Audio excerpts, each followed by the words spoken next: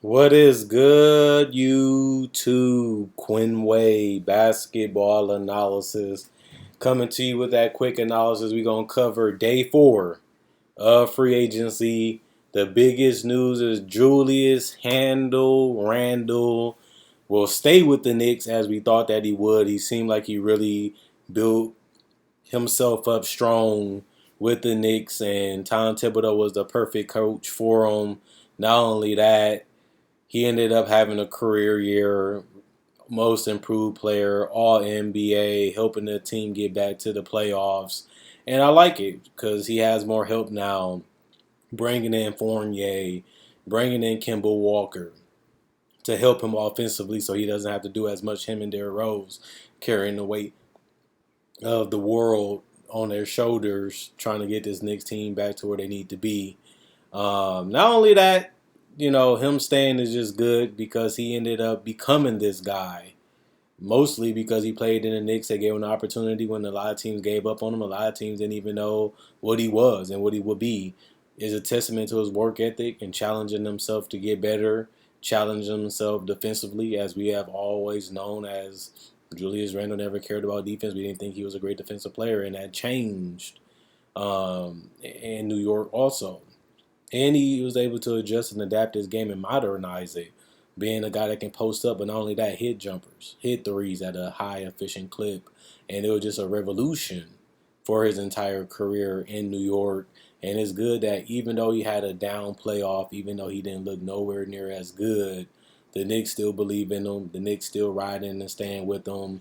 And they showed it by committing him a couple years, which will be 4 at the most with the Knicks, including this season, which he was already under contract. We thought that he would probably be out. We thought the Knicks would be out of the playoffs.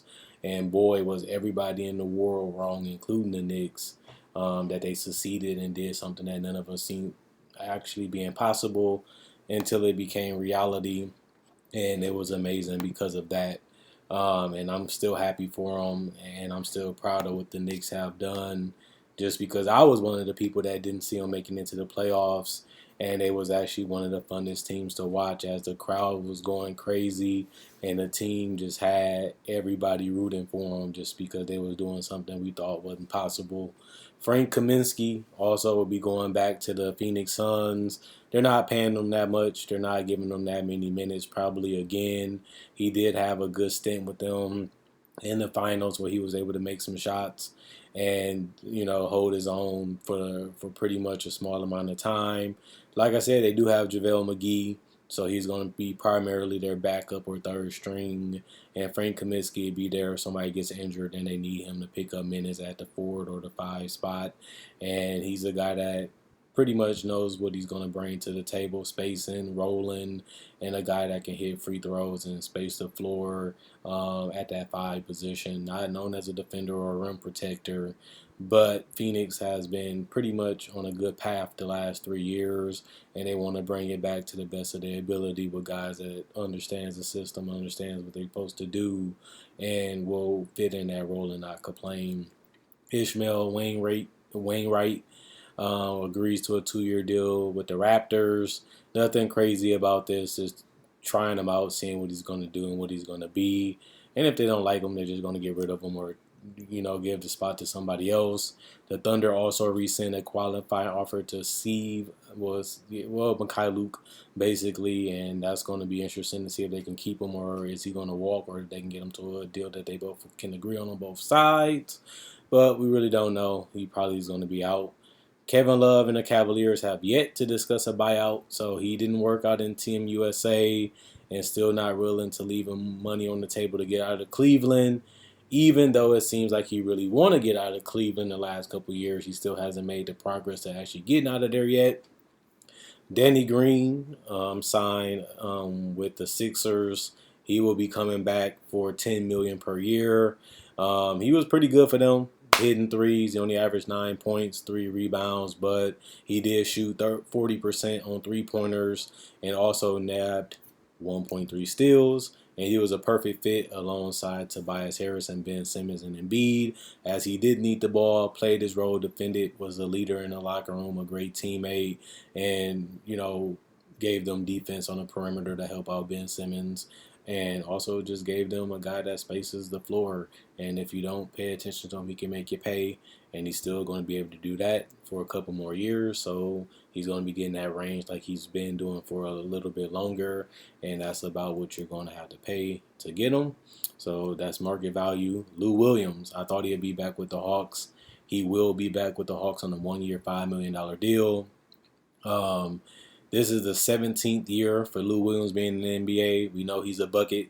You put him in the game, he's going to figure out a way to score. He can create his own mid-range, create his own layups, get his floaters, get his threes, playing the pick and roll, be a passer if he needs to do it for a little bit. Gives them a scoring option. You know, if Trae Young goes down, he can bring that offense that they might be missing. But they have a lot of depth at the guard position, and this just gives them one more, piece that you rather have Lou Williams than not.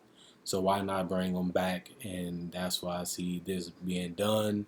And he's well respected around the league, so somebody was going to pick him up.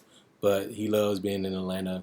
He already played for Atlanta before, and they made a big run with him, and he was a big reason why they was able to win that playoff game against the Bucks without Trae Young. So running back with him. Other than that, he was George Hill will officially sign a 2-year, $8 million deal with the Bucks after clearing waivers with the Sixers. So he will be locked up by the Bucks for 2 years, possibly. Also, Hornets have strong interest in Lowry marketing, and I think that'll be a good fit for him because he can space the floor. He'll be used a little bit more offensively, give them something that they've really been missing at that forward position. But it also do matter how much they're going to pay him, because that's going to be something that we're going to keep an eye out on, because we really don't know the market for him, just because he hasn't really been great, hasn't been really healthy, and hasn't really been, the guy that we thought he would be years ago. And he never really evolved, never really got better. And a lot of it has to do with injuries and fit and coaching changes. But some of it does have to do with Laurie just not being the greatest player that he possibly could have been in Chicago. Maybe he needs a reset in a different situation. And big news too, Ujiri will become a deal or reach a deal to become the vice president as chairman of the Raptors. They had all this chaos and all this confusion and all this stuff going on behind the doors that we don't know nothing about because they're professionals and they had to handle it the right way. But he will be coming back. They need him. He helped them get their first and only championship.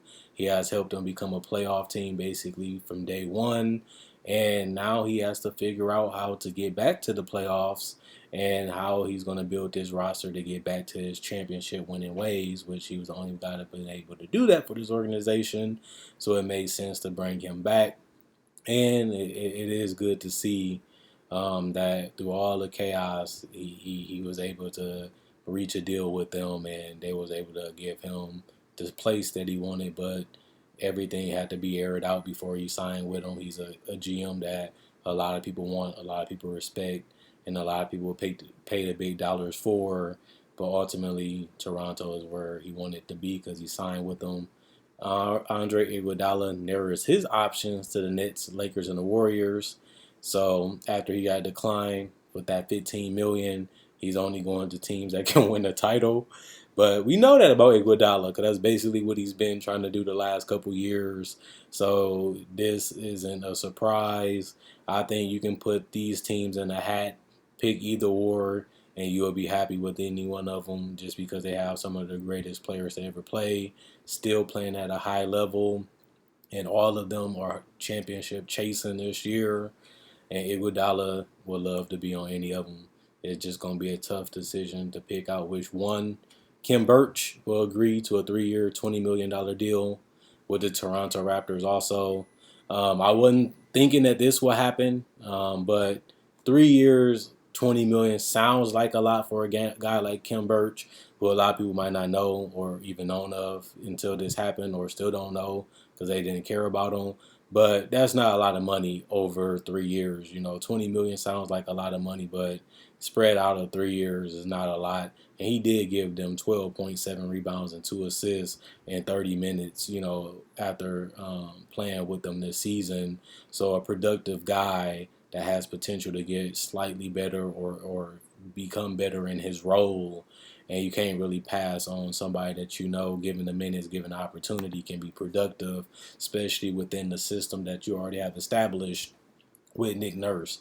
And he's already embodied the teammates and the culture because he's been there and played with these guys before. And why not bring him back for a deal that cheap?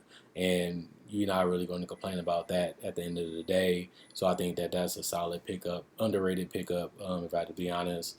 But it does make sense for both sides, especially when it's a guy that you like. That's why you wanted him in the first place. Now you got him. Now you see he fits and he does small things that other guys on the roster can't do, and that's why you want to bring him back for those specific wants and needs that he brings to the table for your team. Other than that, I had to live stream today because there wasn't that much news to cover. Not too much crazy news, not too many groundbreaking trades or, anything that really caught us off guard either happened today. But Friday, I would say the restricted guys can now enter free agency and negotiate contracts with other teams, like we've seen with Lauri Markkanen already being interested, having interest with the Charlotte Hornets. They can start negotiating deals with the other team, and then the teams can have the right to match or let them walk. So it should be more interesting than Thursday, which was more of a down day. But Team USA won. That gave a lot of us something to be happy about, especially the way that they was able to weather the storm and figure out a way to win the game and close it out. And then Julius Randle being rewarded for his dominant effort through the regular season and getting commitment and loyalty from the Knicks. And he showed it right back by signing and staying with them. But other than that, Quinn Wade, basketball analysis, I'm gone. And just a message, if you want to be great at basketball, eat, sleep, hoop, repeat. And like Devin Booker and Kobe said, you can become legendary in this NBA game or anything you want to do in the world. And that's just how it goes. That's how I became what I am today. That's how I became as known as I am today. And that's why I'm the go-to source for you guys when it comes to basketball. And that's why I had to serve y'all up with some analysis before I was going tonight. Waited a little bit later to get as much as I can in. But it should be way more interesting Friday and Saturday as the last couple guys that are big will be able to negotiate with other teams or negotiate a sign and trade with other teams if they do not, reach a deal, which it seems like they're not with the team that are already currently constructed. But like I said before, the team still can match anyway and just keep them, and then they're just going to be stuck with a team that may not want them as much or just want to use them as an asset or probably say, you know what, this is a deal that we can consider keeping or paying. Even though we might not want it to do it in the first place, it's probably our best interest to keep it now. And those happen every year too. So that's not going to be a surprise, but that's something to look out for too on Friday when these guys can start trying to negotiate and reach deals with other teams. Other than that, Quinn Wade, basketball analysis, signing out. Thanks for staying up tonight, and I'll hear and talk to y'all tomorrow, hopefully. Enjoy y'all day and night.